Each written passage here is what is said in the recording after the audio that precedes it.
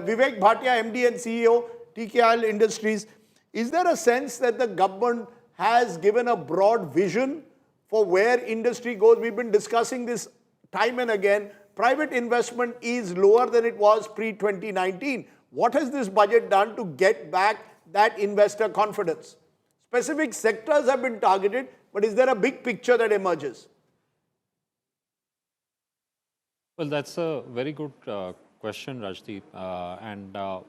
If I look at how the finance minister started her speech today, she spoke about three kathavyas. And the first one she said is about growth, but growth not driven by the brute force of capital, but rather focusing on productivity and competitiveness. The second one that she emphasized was, talking about aspirations and making sure that different parts of the economy, from a citizen perspective, their aspirations are addressed. And third, I think the inclusiveness that she wanted to bring about in terms of covering various parts of the economy. So I think philosophically, if I look at, these three objectives and what she has tried to cover, it's really a broad set of strokes with which she has tried to do different things in various pockets of the economy. Having said that, I think if we look at this from a numbers point of view, I think to have fiscal deficit going down from 4.4 to 4.3, and at the same time to have an improvement in overall infrastructure spending, I think it's a fine balancing act. But she has really put money in the right spaces and in the right areas, which is very relevant given the current macroeconomic environment, geopolitical environment that we see today.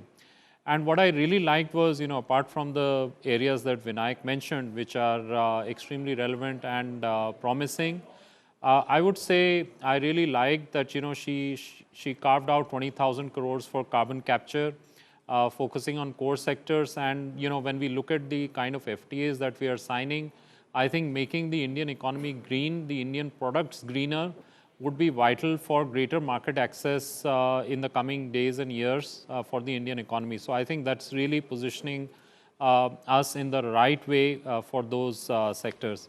And then also in some simple ways, I think without... Sorry, Vivek, I just want to get as many views as possible. Vinayak, very quickly, there was a sense that, as I said, this was an opportunity in the adversity of global headwinds to send out a strong signal that India means business, ease of doing business. Those have been mantras in recent times. Speed of doing business is the new mantra. Do you believe that this budget gives that kind of incentive to industry to recognize that the government is with them? Siddharth just mentioned that there are a few exemptions that are being given, for example, to NRIs to invest in India. But overall, do you see it increasing our manufacturing competitiveness and actually giving us some kind of a direction when it comes to these, to taking on the world in these times of global headwinds?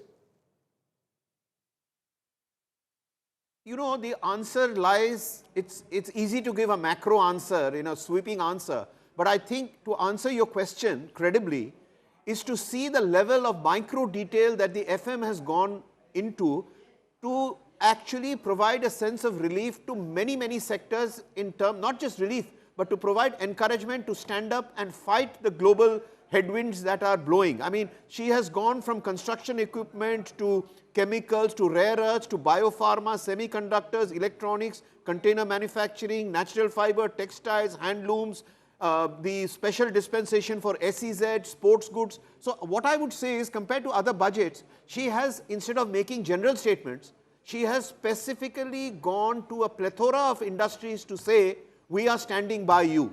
And I think it sends a very strong message because over and above the various tax concessions and incentives. Sure, there are two views of that. Someone here suggested Pranab Mukherjee kind of budget, Tinker Raman. Others are saying Focus Raman. So Dr. Baru, your reaction was there's too much of detailing, micro detailing. Here you've got Vinayak Chatterjee saying actually that's a strength. You're giving specifics for specific industries. No, you can give specific for specific industries. But the purpose of an annual financial statement of the government is to tell the economy what is the extra demand being injected through budgetary initiatives. We talk of a fiscal deficit of 4.3%. What is the total expenditure this year going to be? And what is the total revenue mobilization going to be? Every single budget in the past would end with a statement This is the additional expenditure. When you give 10 different items, where you're 10,000 here, 10,000 there, 10,000 there, what does it add up to? Okay, let me put a specific, since you said specific, tax reforms to boost manufacturing sector. Exemption from income tax for 5 years to non-residents providing capital goods, equipment for tooling to any tolled manufacturer in a bonded zone. Provision of safe harbor to non-residents for component warehousing in a bonded warehouse. Deferred duty payment window to trusted manufacturers. Increase the limit for duty-free imports of specific inputs used for processing seafood products for export. Duty-free imports of specific inputs extended to export of shoe uppers, that's in the leather industry. Extension of time for export of final product for exporters of leather or textile garments. Basic custom duties for manufacture of microwave ovens. Basic custom duty exemptions for those in aircraft manufacturing. We've also looked at, you can also look at nuclear power specific areas. A special one-time measure to facilitate sale in domestic tariff area of duty by eligible manufacturing units of SEZs. So she will say... What does it all add up to? It all adds up to trying to use this to ensure ease of doing business for specific sectors. But does it make the economy more open? I don't know. Manufacturing sector has been a matter of concern. These are efforts being made, when one would say. So has the have been demand dying, and now you're again coming up with some regulation to incentivize industry through kind of SEZs. I mean, she's specifically giving you tax reforms for specific sectors. The big story here is the government of India will spend 1 lakh crore more. Higher capital expenditure. Higher capital thing. The total expenditure is total expenditure 25% of the budget is, I think, on capex now. Yeah, and the total expenditure is roughly gone up by that much. So you have last year's economic conditions with a higher, marginally, incrementally higher expenditure. What the budget sort of the lost in detail story is that there are specific areas which sort of they're creating the roads, like the high-speed rail corridor. But there's no allocation, you don't know where it's going. That's the point. So whether it will be funded by public or PPP or the Japanese, we don't know. But We know from experience. Dr. Baru, so at least I think there's an intent put out that 7 more high-speed rail is coming out. Let's also look at it from a different perspective. If you take the last 11-year period, capital expenditure budget has gone up 6 times. It was 2 lakh crore then, it is now 12.2 lakh crore.